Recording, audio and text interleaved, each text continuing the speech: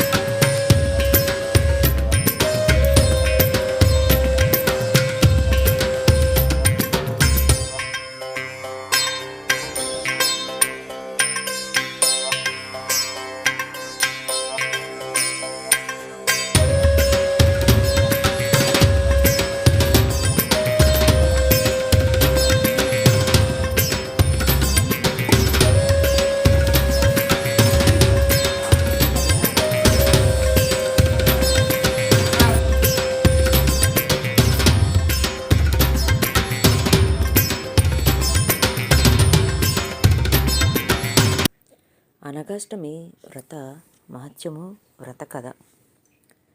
అనగాష్టమి వ్రత మహత్య వర్ణనము శ్రీ వేదవ్యాస మహాముని అనుగ్రహించిన శ్రీ భవిష్య మహాపురాణములోని ఉత్తర పర్వములో ఉన్నది. దీపకుడు తన గురువు గారికి నమస్కరించి ఈ విధముగా అడిగెను. ఓ గురుదేవా, పూర్వము జంబుడను దైత్యుడు దేవతలను ఓడించినని, తరువాత శ్రీదత్త భగవానుడు ఆ దైత్యులను సంహరించి ఇంద్రాది అమరులకు రక్షణ కల్పించినని విన్నాను. అయితే శ్రీదత్తులవారు అతనితో నిజముగా యుద్ధము చేసేనా, లేక యోగ బలముచే జయించేనా? నా ఈ సందేహమును నివృత్తి చేసి నాకు జ్ఞానోదయము చేయవలసినది. అందులకు శ్రీగురు ఈ విధముగా పలికెను. ఇదే ప్రశ్నను పూర్వము యుధిష్ఠిరుడు వాసుదేవుని అడుగగా, శ్రీకృష్ణుడు చెప్పిన దానిని నీకు చెప్పేదా, శ్రద్ధగా వినుము అనెను. దత్తావతారం. శ్రీకృష్ణుడు ఈ విధముగా పలికెను. బ్రహ్మపుత్రుడైన అత్రి మహా తేజోశాలి మరియు గొప్ప ఋషి. ఆయన పత్నియగు అనసూయ గొప్ప పతివ్రత. వారికి కాలాంతరమున దత్త నామము గల మహాత్ముడు పుట్టెను. ఆయన మహా తపస్సు చేయగల మహాయోగి. ఆయన విష్ణువు యొక్క అంశతో భూమి మీద ఉద్భవించెను. ఆయనకు ప్రతిగా లోకమున ఎవ్వరూ లేరని ఎరుంగుము. ఆయన భార్య పేరు అనగా. ఆవిడ ఎల్లప్పుడూ పతిని అనుసరిస్తూ ఉండెను. వారి 8 మంది పుత్రులు సర్వ బ్రహ్మ గుణములు కలిగి ఉండెను. అనగా విష్ణు రూపమని, లక్ష్మీ రూపము అనగా అని తెలుసుకొనుము. అనగుడు తన భార్యతో కలిసి యోగ విద్యను అభ్యసించుచూ ఉండేవారు. జంబాసుర యుద్ధ వృత్తాంతము ఇలా ఉండగా, జంబా అను దైత్యునిచే దేవతలు పీడింపబడుట సంభవించినది. బ్రహ్మ వలన లభించిన వరప్రసాదమున జంబుడు అమరావతికి వెళ్ళి 100 దివ్యవర్షములు యుద్ధము చేసెను. ఈ సంగ్రామములో పాతాళలోకములోని రాక్షసులను కూడా కలిసిరి. అసంఖ్యేయమగు దైత్య దానవ రాక్షస సైన్యముతో యుద్ధము జరుగుచుండెను. వారిచే ఓడింపబడిన ఇంద్రుడు మరియు మరుద్గణాది దేవతలు తమ స్థానములు విడిచి 10 దిక్కులకు తరిమివేయబడితిరి. ముందువైపు ఇంద్రాది దేవతల భయముతో పలాయనము చేయుచుండా, వెనుకగా జంబా దైత్యుడు వెంబడించుచుండెను. బాణ సంఘాతములతో గదా ముసల ముద్గదాది ఆయుధములతో దైత్యులు పోరాడము చేయుచుండిరి. ఆడ విద్యున్నులపై, గేదెలపై, పులులపై, కోతులపై మరియు ఇతర జంతువులపై ఎక్కిన దైత్యులు దేవతలపై బండరాళ్లను, శరములను కురిపిస్తూ వెంబడించెను. అలా దేవతలు వింధ్యగిరిపై అనగా మరియు అనగా దంపతులు నివసిస్తున్న ఆశ్రమమునకు చేరెను. అక్కడకు చేరకున్న అమరులు వారిని శరణు కోరుతూ ఇట్ల నేను, ఓ దేవదేవ జగన్నాథ శంఖచక్ర గదాధర పాహి పాహి, ఆపదలో ఉన్న మాకు శరణమును ఇవిము. జంబదైత్యుని చేతిలో మాకు పరాజయము వచ్చినది. మీ చరణ పద్మములు కాక సురులకు భక్తులకు ఇంకేమీయును గతిలేదు. కావున ఓ బ్రహ్మన్, దేవతలమైన మేము మీ ఆశ్రయమునకు వచ్చితిమి. వారి ఈ విలాపమును అజుడగు ఆత్రేయ భగవానుడు విని తన దేవియగు అనగా వైపు లీలగా చూచెను. విగత జ్వరముతో వచ్చి ఉన్న అందరూ దేవతలకు అలాగే అని అనుమతినిచ్చి తుష్టిపరిచెను. ఇంతలో అక్కడకు దైత్యులు ప్రహరణము చేయుచూ వచ్చిరి. అక్కడ ఉన్న బ్రాహ్మణిని అనగాదేవిని చూచి ఆమె అందమునకు పరవశులై మదము నిండిన చిత్తముతో ఈమెకు పువ్వులు పండ్లు ఇచ్చిదమని ఎత్తుకుపోసాగిరి. ఇది గమనించిన దత్తులవారు తన ధ్యానాగ్నిచే వారిని స్తంభింపచేసెను. అనగాదేవి తన తపోశక్తిచే దైత్యులను శక్తిహీనులుగా చేసెను. నిస్తేజముతో శక్తి క్షీణించిన దైత్యులను చూచి దేవతలు వారిపై ప్రహరణము చేసి కత్తులతో, శూలములతో, త్రిశూలములతో, గదలతో దేవతలు దాడి చేయుచుండా ఆ బాధ భరింపలేక దైత్యులు రోదనము చేసిరి. అసురులు దేవ శస్త్రములచే మరియు జంబుడు ఇంద్రునిచే సంహరింపబడిను. అటు తరువాత దేవతలు తమ స్వరాజ్యమునకు మరియు అందరూ తమ నిజపురములకు చేరుకునెను. ఈ మహిమను సురులు, మునులు, దేవర్షులు కొనియాడిరి. కార్తవీర్యార్జున కథ. శ్రీకృష్ణుడు తన సంభాషణను కొనసాగిస్తూ ఈ విధముగా పలికెను. ఆ దత్తులవారు తన కర్మల చేత, మనస్సు చేత, వాక్కు చేత సర్వలోకములకు శుభములు కలిగించుచుండెను. ఆ మహా తపస్సాలి ఊర్ధ్వబాహువులతో కట్టెవలే, ఒక రాయివలే చలనము లేకుండా నియమములు పాటించుచు తపస్సు చేయసాగెను. కనులతో భృకుటి మధ్య స్థానమును చూచుచు 3000 దివ్యవర్షములు స్థిరముగా తపస్సు చేయసాగెను. అలా ఊర్ధ్వరేతస్కుడై యోగస్థితిలో ఉన్న ఆయన వద్దకు మాహిష్మతి రాజు అయిన కార్తవీర్యార్జునుడు వచ్చెను. రాత్రింబవళ్ళు అలుపులేక వినయముగా శుశ్రూష చేయసాగెను. గాత్రముతో పూజను మానసికముగా చింతన చేయుచు సంపూర్ణ నియమములు పాటిస్తూ ఆనందముగా సపర్యలు చేసెను. అందులకు సంతోషించిన దత్తులవారు అతనికి వరములు కోరుకోమని అడుగగా కార్తవీర్యార్జునుడు 4 వరములు కోరెను.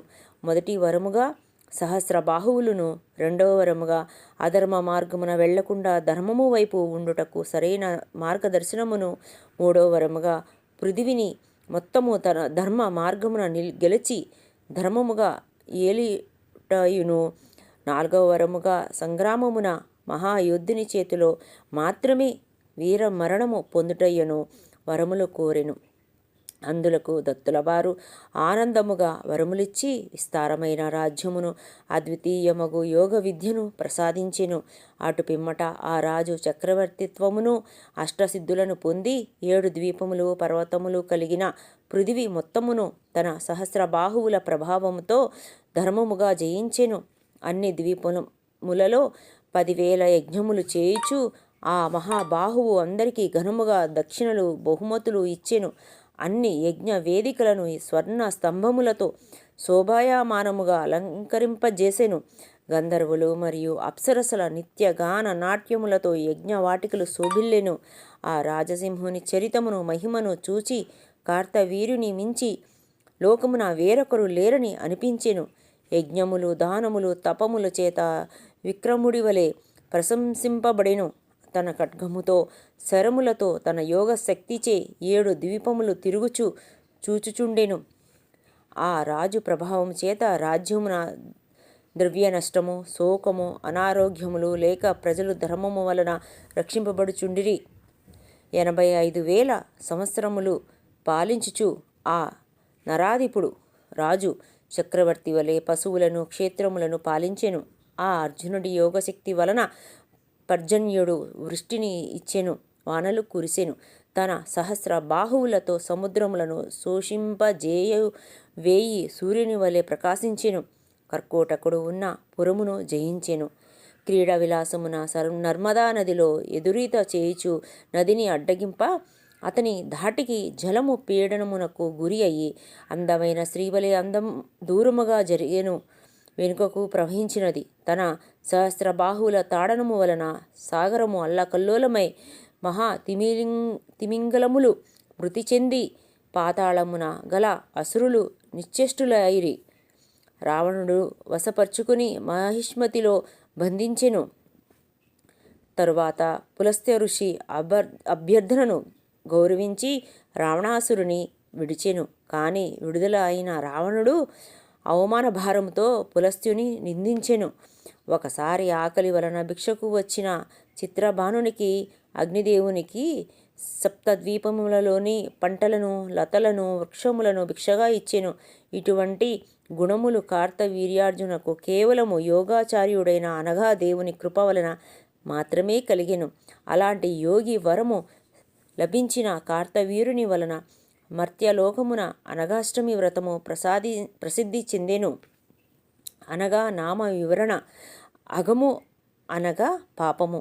లోకములో అగము 3 విధములుగా కలుగును: చిత్తము, వాక్కు, కర్మలు.